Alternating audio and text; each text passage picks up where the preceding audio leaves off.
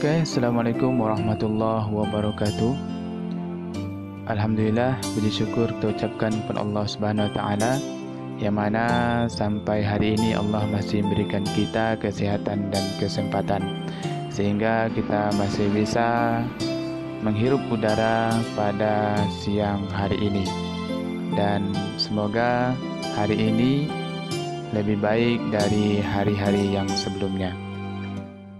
Baik, pada hari ini kembali jumpa dengan guru muda kita yaitu Bapak Rizky Hardata, dan selamat datang saya ucapkan kepada siswa teknik dan bisnis sepeda motor TBSM kelas 10 pada mata pelajaran teknologi dasar otomotif, yang mana merupakan pada hari ini yaitu pertemuan ketiga kita dalam mata pelajaran TDO yaitu teknologi dasar otomotif.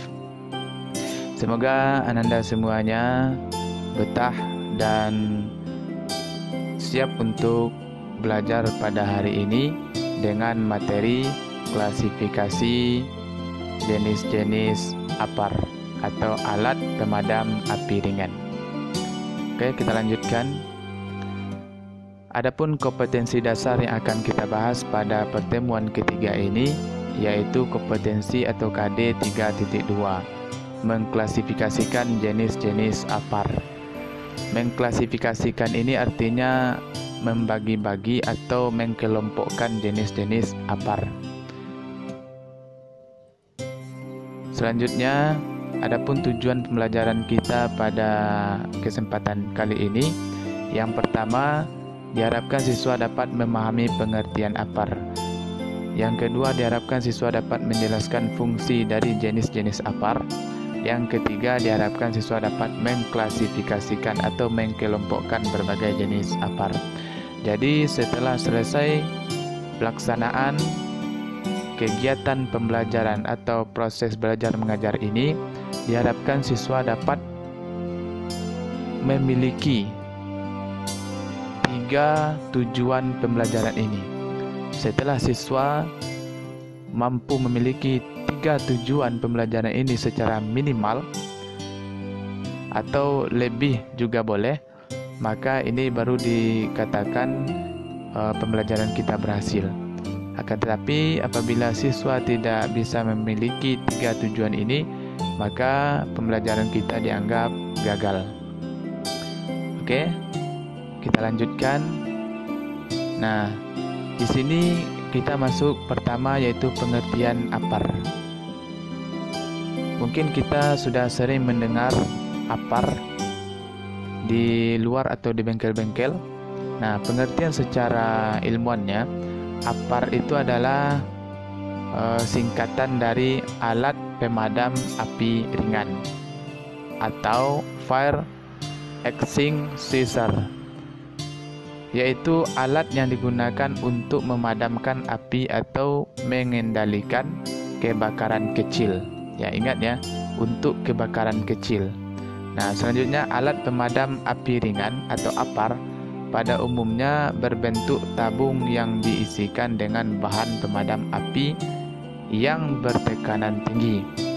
Dalam hal kesehatan dan keselamatan kerja K3, APAR merupakan peralatan wajib yang harus dilengkapi oleh setiap perusahaan dalam mencegah terjadinya kebakaran yang dapat mengancam keselamatan pekerjaan dan aset perusahaannya.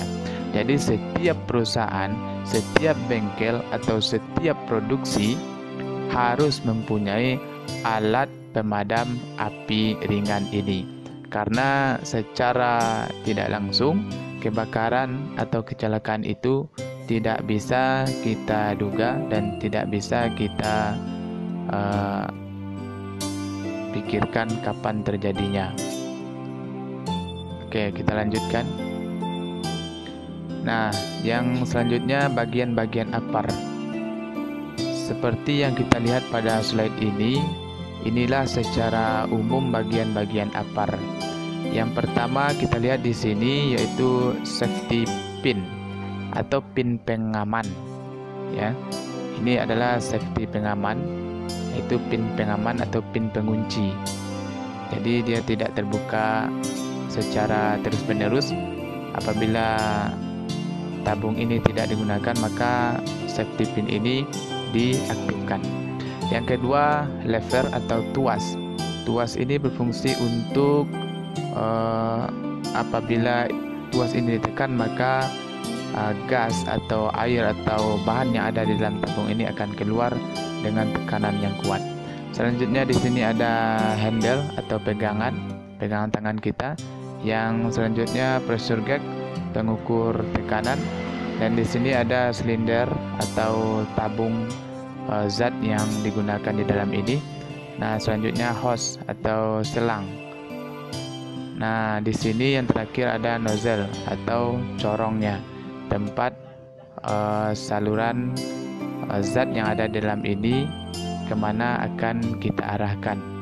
Ya, ini adalah namanya nozzle atau corong. Nah, dapat kita lihat di slide ini, Ananda bisa memperhatikan, dan bagian-bagian ini mempunyai fungsi masing-masing. Oke, kita lanjutkan. Nah, selanjutnya klasifikasi APAR. Nah, berdasarkan bahan pemadam api yang digunakan, APAR atau alat pemadam api ringan dapat digolongkan menjadi beberapa jenis, ya. Di antaranya terdapat 4 jenis APAR yang paling umum digunakan. Nah, ini kita sudah masuk ke mengklasifikasi APAR atau mengkelompokkan jenis-jenis APAR. Secara umum yaitu terbagi menjadi 4 jenis. Nah, selanjutnya kita lihat klasifikasinya. Yang pertama klasifikasinya yaitu APAR air atau water, atau alat pemadam api ringan yang berisikan zat air atau water. Yang kedua, alat pemadam api ringan yang berisikan busa atau foam. Yang ketiga, alat pemadam api ringan yang berisi serbuk atau kimia. Dan yang keempat, alat pemadam api ringan yang berisikan karbon dioksida.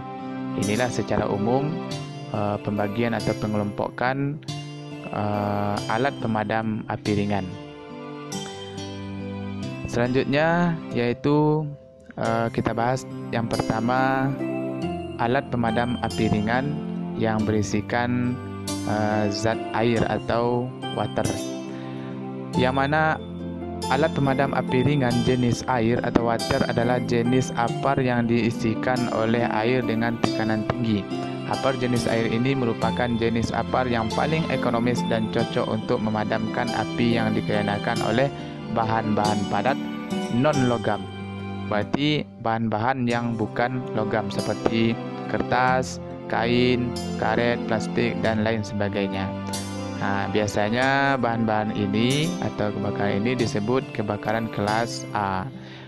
Tetapi akan sangat berbahaya jika dipergunakan pada kebakaran yang dikarenakan instalasi listrik yang bertegangan, atau disebut juga kebakaran kelas C. Oke, kita lanjutkan.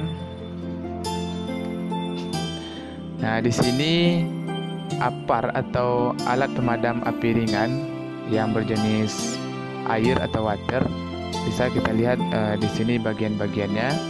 Yang membedakan itu adalah zat yang di dalam ini. Ya, yang membedakan itu hanya zat yang di dalam ini. Tapi kalau konstruksi, bagian handle, bagian pin pengaman dan nozzle-nya tadi itu semuanya sama. Nah, ini isinya water.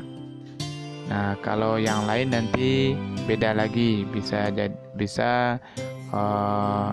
karbon dioksida isinya. Jadi yang membedakan alat pemadam api ringan itu yaitu isinya ini. Nah, secara umum bentuk APAR jenis air ini seperti yang kita lihat pada slide ini. Oke, kita lanjutkan. Yang kedua, APAR jenis busa atau foam A3FF atau FFF. Alat pemadam api ringan atau APAR jenis busa ini adalah jenis APAR yang terdiri dari bahan kimia yang dapat membentuk busa. Busa AFFF, Aqueous Film Forming Foam. yang disembur keluar akan menutupi bahan yang terbakar sehingga oksigen tidak dapat masuk untuk proses kebakaran. Apar jenis busa AFFF ini efektif untuk memadamkan api yang ditimbulkan oleh bahan padat non-logam seperti kertas, kain, karet, dan lain sebagainya. Kebakaran atau disebut juga kebakaran kelas A. Nah, selanjutnya serta kebakaran yang dikenakan oleh bahan-bahan cair yang mudah terbakar seperti minyak, alkohol, solvent, dan lain sebagainya, atau bisa juga disebut sebagai kebakaran jenis B. Jadi apar jenis busa atau foam AFFF ini bisa digunakan untuk kebakaran kelas A dan juga bisa digunakan untuk kebakaran kelas jenis B. Oke, kita lanjutkan. Nah, inilah bentuk-bentuk atau bagian-bagian dari apar jenis busa atau foam AFFF ini. Sama yang Bapak bilang tadi, sebenarnya konstruksinya sama, cuman yang membedakan itu adalah isinya, ya. Yang mana alat pemadam api ringan yang berjenis busa ini dapat digunakan untuk memadamkan api kelas A, namun sangat cocok bila digunakan untuk kelas B. Jadi lebih disarankan untuk pemadam kebakaran yang jenis kelas B ini, ya. Nah, selanjutnya yang kedua bersifat konduktif, penghantar listrik, tidak dapat dipakai untuk memadamkan api kelas C, ya. Nah, selanjutnya foam bersifat ringan, sangat efektif untuk memadamkan zat cair yang mudah terbakar. Nah, selanjutnya tidak berbahaya terhadap tumbuhan, terutama manusia. Oke, kita lanjutkan. Yang ketiga, apar serbuk kimia atau dry chemical powder, yang mana alat pemadam api ringan jenis serbuk kimia atau dry chemical powder fire extinguisher terdiri dari serbuk kering kimia yang merupakan kombinasi dari monoamonium dan amonium sulfat. Serbuk kering kimia yang dikeluarkan akan menyelimuti bahan yang terbakar sehingga memisahkan oksigen yang merupakan unsur penting terjadinya kebakaran. Apar jenis dry chemical powder ini merupakan alat pemadam api yang serbaguna karena efektif untuk memadamkan kebakaran di hampir semua kelas kebakaran seperti kelas A, kelas B, dan juga kelas C.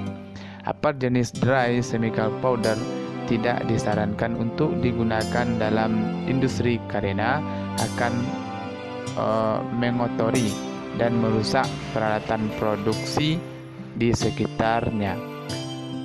Apar atau alat pemadam api ringan dry chemical powder umumnya digunakan pada mobil.